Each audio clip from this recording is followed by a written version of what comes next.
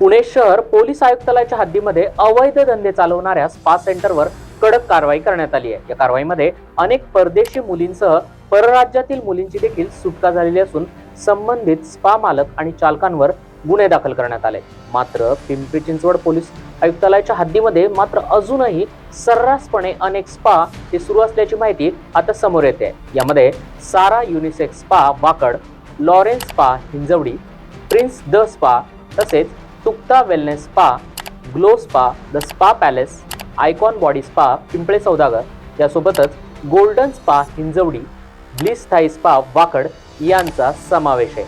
हे सर्व स्पा नेमके कोणाच्या आशीर्वादाने आणि कोणाच्या आर्थिक हितसंबंधामुळे चालतायत अशा प्रश्नांची चर्चा सध्या नागरिकांमध्ये सुरू आहे। काही स्पा चालक आणि मॅनेजर यांच्यावर आधीच गुन्हे दाखल झाल्याची माहिती असून देखील हे व्यवसाय सुरू राहतात।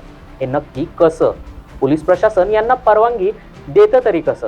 यामुळे पिंपरी चिंचवड पोलीस प्रशासन आता यावर चौकशी करून ठोस अशी कारवाई करणार का असा प्रश्न सर्वसामान्य नागरिक करतायत। या स्पा सेंटरवर याआधी देखील कारवाई झालेली आहे।